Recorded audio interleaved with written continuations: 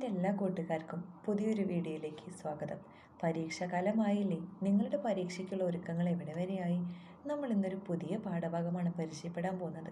7ാം ക്ലാസ്സിലെ അടിസ്ഥാന പാഠാവലിയിലെ കതിർചൂടും നാടിൻ പെരുമകൾ എന്ന ഏകകത്തിൽ വരുന്ന CR രാജഗോപാലൻ എഴുതിയ കുമ്മാട്ടി എന്ന പാഠഭാഗമാണ് നമ്മൾ ഇന്നിവിടെ ചർച്ച ചെയ്യുന്നത്. നിങ്ങൾക്കെല്ലാവർക്കും അറിയാവുന്നതുപോലെ കുമ്മാട്ടി എന്ന് പറയുന്നത് തന്നെ ഒരു നാടൻ കലാരൂപമാണ്. എന്താണ് ഈ നാടൻ കലാരൂപം, എന്താണ് ഈ നാടൻ കലകൾ എന്നിവയെക്കുറിച്ചെല്ലാം നമ്മൾ ഈ പാഠഭാഗത്തിൽ ചർച്ച ചെയ്യുന്നു. നമുക്കെല്ലാവർക്കും അറിയാവുന്നതുപോലെ മണ്ണും മനുഷ്യനും തമ്മിലുള്ള ഉറ്റ ബന്ധത്തിൽ നിന്ന് പിറന്നവയാണ് നാടൻ കലകൾ.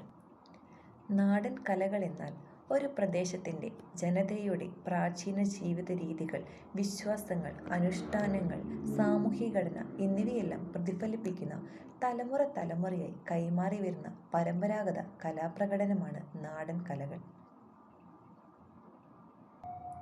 നാടൻ കലകൾ ഒരു സമൂഹത്തിൻ്റെ പാരമ്പര്യവും സംസ്കാരവും പ്രതിഫലിപ്പിക്കുന്നു. പാഠഭാഗത്തിലേക്ക് പ്രവേശിക്കുന്നതിന് മുൻപ് നമുക്ക് എഴുത്തുകാരനെ പരിചയപ്പെട്ടാലോ? CR രാജഗോപാലൻ. കേരളത്തിലെ നാടൻ സംസ്കാരത്തെയും ഗോത്രവിജ്ഞാനത്തെയും ആധുനിക പാഠശാഖയുമായി ബന്ധിപ്പിക്കുന്നതിൽ അദ്ദേഹം വളരെ വലിയ പങ്ക് വഹിച്ചു. അലയുന്നവർ, മുടിയേറ്റ്, നാട്ടറിവ്, മണ്ണ് എന്നിവയെല്ലാം അദ്ദേഹത്തിൻ്റെ പ്രധാന കൃതികളാണ്. Kerala folklore academy award, Kerala Sangeetha Nataka academy award, അന്താരാഷ്ട്ര ഫിലിം ഫോക്ലോർ ഫെസ്റ്റിലെ ലൈഫ് ടൈം അച്ചീവ്മെൻ്റ് അവാർഡ് എന്നീ നിരവധി പുരസ്കാരങ്ങൾ അദ്ദേഹം നേടിയിട്ടുണ്ട്. വിളവെടുപ്പ് കാലം കർഷകർക്ക് ആഹ്ലാദത്തിൻ്റെ കാലമാണ്. സമൃദ്ധിയുടെ കൊയ്ത്തുകാലത്തിനു ശേഷം കർഷകർ തങ്ങളുടെ ആഹ്ലാദം വിവിധ തരം കലാരൂപങ്ങളിലൂടെ ആഘോഷിക്കുന്നു. തൃശ്ശൂർ, പാലക്കാട്, വയനാട് ജില്ലകളിൽ കണ്ടുവരുന്ന അധ്വാനശേഷിയുടെ തിമിർപ്പും വിയർപ്പിൻ്റെ വീര്യവുമുള്ള ഒരു കലാരൂപവുമാണ് കുമ്മാട്ടി. കുമ്മാട്ടിക്കളിയുടെ ഉത്ഭവത്തെക്കുറിച്ച് പ്രധാനമായും 2 ഐതിഹ്യങ്ങളാണ് ഉള്ളത്. ഏകദേശം 150 വർഷത്തെ പഴക്കമാണ് ഈ കലാരൂപത്തിന് കണക്കാക്കുന്നത്. പാലക്കാട് ജില്ലയിലെ ഭദ്രകാളി ക്ഷേത്രത്തിലാണ് ഇതിൻ്റെ ആദ്യരൂപം ഉണ്ടായതെന്ന് കരുതപ്പെടുന്നു. കുമ്മാട്ടിക്കളിയുടെ ഉത്ഭവത്തെക്കുറിച്ച് പ്രധാനമായും 2 ഐതിഹ്യങ്ങളാണ് നിലവിലുള്ളത്. ശിവഭൂതഗണങ്ങളും മഹാബലിയും കിരാതാർജുനീയവും. ശിവഭൂതഗണങ്ങളും മഹാബലിയും തൃശ്ശൂർ വടക്കുംനാഥ ക്ഷേത്രവുമായി ബന്ധപ്പെട്ടതാണ് ഈ ഐതിഹ്യം. തൃശ്ശൂർ വടക്കുംനാഥ ക്ഷേത്രത്തിലെ പ്രധാന പ്രതിഷ്ഠയായ പരമശിവൻ തൻ്റെ ഭൂതഗണങ്ങളോട് ഒരു നൃത്തം അവതരിപ്പിക്കാൻ ആവശ്യപ്പെട്ടു. എല്ലാ വർഷവും പ്രജകളെ കാണാൻ വരുന്ന മഹാബലിയെ സ്വീകരിക്കുന്നതിനും ഭക്തരെ ആഹ്ലാദിപ്പിക്കുന്നതിനും വേണ്ടിയായിരുന്നു ഇത്. ശിവൻ്റെ ഭൂതഗണങ്ങൾ അന്ന് അവതരിപ്പിച്ച നൃത്തമാണ് പിൽക്കാലത്ത് കുമ്മാട്ടിക്കളിയായി മാറിയതെന്ന് വിശ്വസിക്കപ്പെടുന്നു.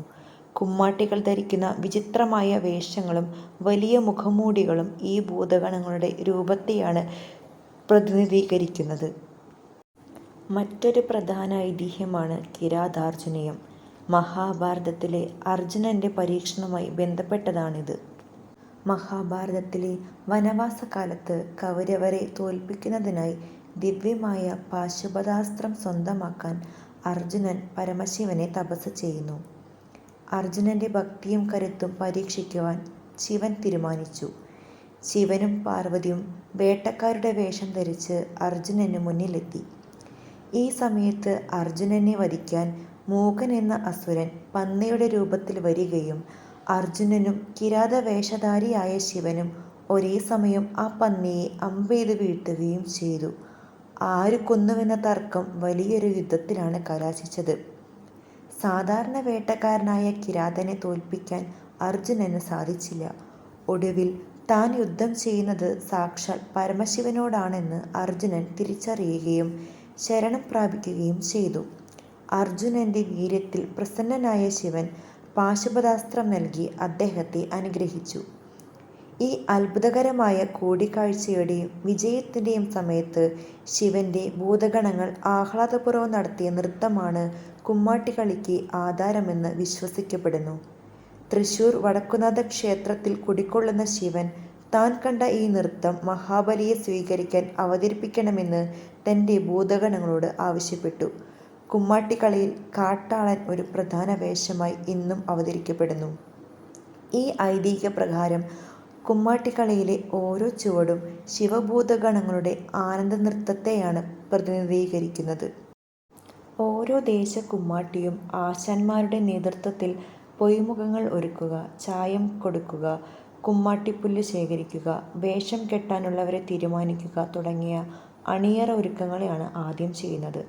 താൻ ഇന്ന വേഷം കെട്ടുകയാണെന്ന് ഓരോരുത്തരും നിശ്ചയിക്കുകയാണ് പതിവ്. തള്ള, പന്നി എന്നീ വേഷങ്ങൾ ചിലർ ഓരോ വർഷവും സ്ഥിരമായി കെട്ടുന്നു. ശരീരം മറയ്ക്കാനുള്ള ഔഷധഗുണമുള്ള പാർപ്പടകപ്പുല്ല് തലേദിവസം തന്നെ ചെറുപ്പക്കാർ സംഘമായി ചെന്ന് ശേഖരിച്ച് പ്രത്യേക രൂപത്തിൽ മെടഞ്ഞു വയ്ക്കുന്നു.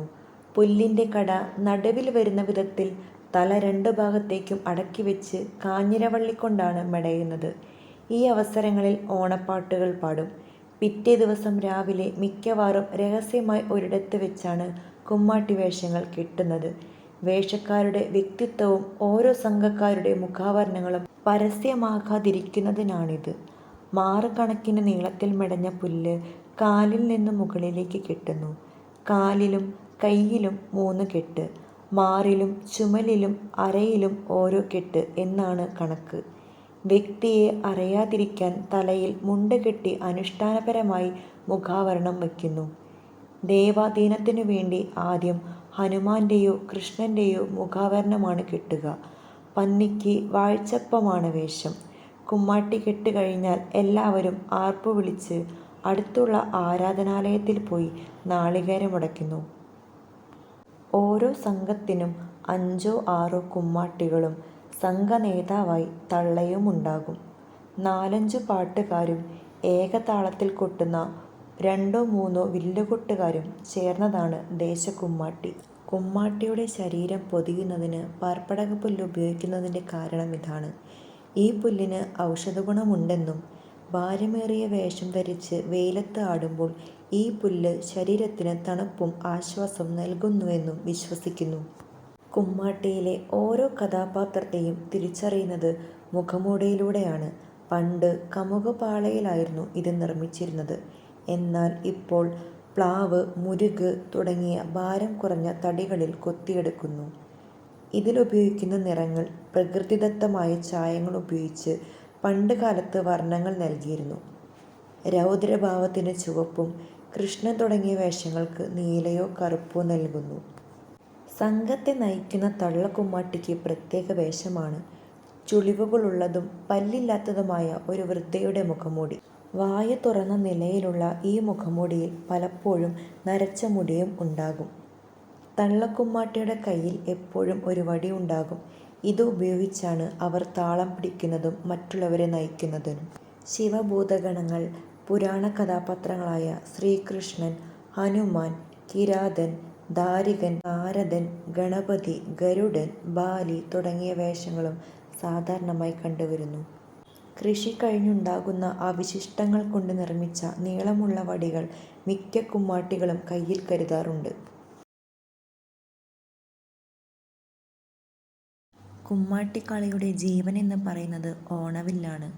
ഇത് തിരുവനന്തപുരത്തെ ആചാരപരമായ വില്ലുകളിൽ നിന്നും വ്യത്യസ്തമായി സംഗീതം പുറപ്പെടുവിക്കാൻ ഉപയോഗിക്കുന്ന ഒന്നാണ്. കവുങ്ങിൻ്റെ കനമുള്ള പുറംതടി കൊണ്ടാണ് വില്ലിൻ്റെ പിടിയുണ്ടാക്കുന്നത്.